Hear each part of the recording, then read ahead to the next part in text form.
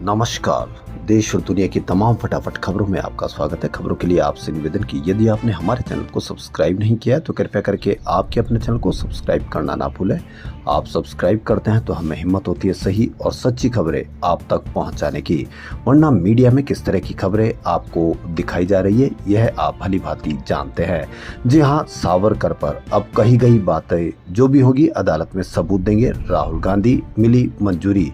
जी हाँ, पुणे की एक अदालत ने राहुल गांधी के उस आवेदन को मंजूर कर लिया जिसमें उन्होंने स्वतंत्रता सेनानी वीर सावरकर पर की गई कथित टिप्पणी को लेकर दर्ज आपराधिक मानहानि के मुकदमे को समन मुकदमे में बदलने की गुजारिश की थी। पुणे की एक अदालत ने एक अहम फैसला सुनाते हुए कांग्रेस नेता राहुल गांधी को राहत दी है। अदालत ने उनके इस आवेदन को मंजूर कर लिया जिसमें उन्होंने स्वतंत्रता सेनानी वीर सावरकर पर की गई कथित टिप्पणी को लेकर दर्ज आपराधिक मानहानि के मुकदमे को समन मुकदमे में बदलने की गुजारिश की थी। इस फैसले के बाद अब केस में ऐतिहासिक साक्ष्यों को लेकर गहन बहस होगी। अब देखना यह है कि राहुल गांधी किस तरह से सावरकर के ऊपर कही गई बातों को अपने कौन से साक्ष्यों के साथ साबित करते हैं कि सावरकर क्या करते थे या क्या उन्होंने किया था। वहीं राहुल गांधी ने पिछले साल जुलाई में लोकसभा में कहा था कि आप लिख कर ले लो कि आपको विपक्षी इंडिया गठबंधन गुजरात में हराने जा रहा है। मौका था लोकसभा में नरेंद्र मोदी सरकार के विश्वास प्रस्ताव पर बहस का।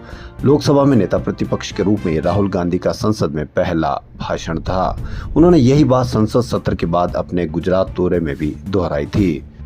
राहुल ने बीजेपी को हराने का दावा तब किया था जब कांग्रेस सांसद ने 3 अंकों में सीटें जीतने में केवल 1 सीट दूर रह गई थी।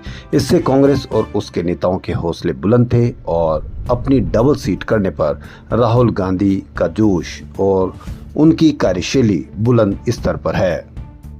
तमिलनाडु की एम.के. स्टालिन सरकार को मंगलवार को सुप्रीम कोर्ट से बड़ी राहत मिली है। सुप्रीम कोर्ट ने सरकार के 10 जरूरी बिलों को राज्यपाल की ओर से रोके जाने को अवैध बताया।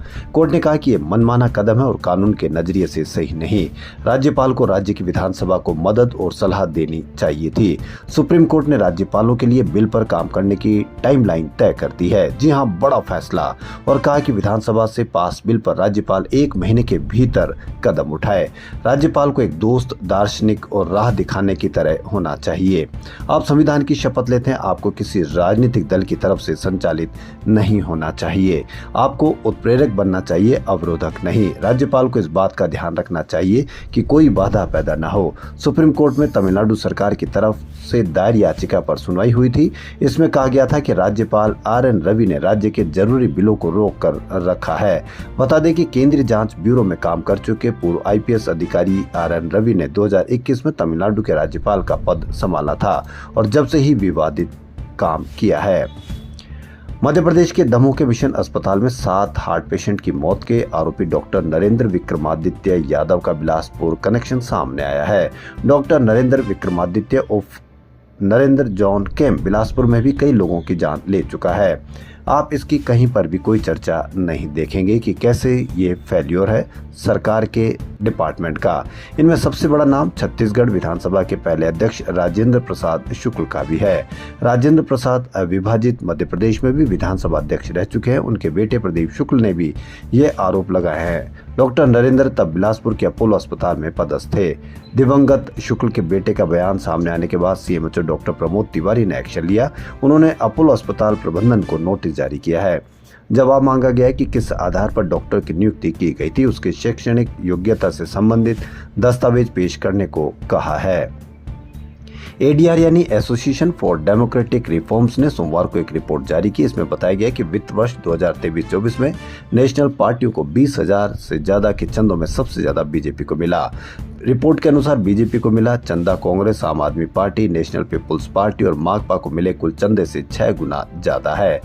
क्यों मिला, कैसे मिला, इसकी भी आप अवश्य कमेंट करके बताएं। इस रिपोर्ट में चुनाव आयोग के आंकड़ों का एनालिसिस किया गया। इसमें बताया गया कि देश की 6 नेशनल पार्टियों को 20,000 से ज्यादा के कुल 2,544.28 करोड़ के चंदे की जानकारी दी गई। इन नेशनल पार्टियों में बीजेपी, कांग्रेस, बहुजन समाज पार्टी और एनपीईपी शामिल है। जम्मू कश्मीर विधानसभा में आज लगातार दूसरे दिन नए वक्फ कानून पर हंगामा हुआ। नेशनल कॉन्फ्रेंस के विधायकों ने सदन में बिल पर चर्चा की मांग करते हुए नारेबाजी की। इस दौरान एनसी और भाजपा विधायकों के बीच धक्का मुक्की भी हुई। इससे पहले सोमवार को एनसी के विधायक ने सदन में वक्फ कानून की कॉपी फाड़ दी थी। एक एनसी विधायक ने अपनी जैकेट फाड़कर सदन में लहराई। राम मंदिर में नेता प्रतिपक्ष टीकाराम जूली के दर्शन के बाद गंगा जल छिड़कने के मामले में बीजेपी के सीनियर लीडर ज्ञानदेव आहूजा को पार्टी ने प्राथमिक सदस्यता से निलंबित कर दिया। साथ ही कारण बताओ नोटिस जारी किया। 3 दिन में बीजेपी ने आहूजा से जवाब भी मांगा है। उधर ज्ञानदेव आहूजा के खिलाफ राजस्थान भर में कांग्रेस मंगलवार को प्रदर्शन कर रही है। सोमवार देर रात एक संगठन के कार्यकर्ताओं ने जयपुर में मानसरोवर स्थित आहूजा के आवास पर बाहर लगे नेम प्लेट पर कालिख पोत दी थी। नेता प्रतिपक्ष टीकाराम जूली 6 अप्रैल को अपना घर शालीमार में रामलला मंदिर गए थे। वहीं टीकाराम जूली हिंदू विरोधी है। आहूजा ने कहा कि वो करणी माता मंदिर गए और श्री राम मंदिर भी गए। अब उनके जाने के बाद मैं जाऊंगा और इनके जो अपवित्र पैर पड़ेंगे वहां हाथ लगे ये मूर्तियों को वहां गंगा जल छिड़क कर भगवान श्री राम का पूजन करूंगा। नेता प्रतिपक्ष टीकाराम जूली, कांग्रेस प्रदेश अध्यक्ष गोविंद सिंह डोटासरा और पूर्व मुख्यमंत्री अशोक गहलोत ने इसे अपमानजनक बताया। कांग्रेस ने बीजेपी को दलित विरोधी बताते हुए पार्टी पर सवाल उठाए। इसके अगले दिन आहूजा का गंगा जल छिड़कते हुए वीडियो सामने आया था।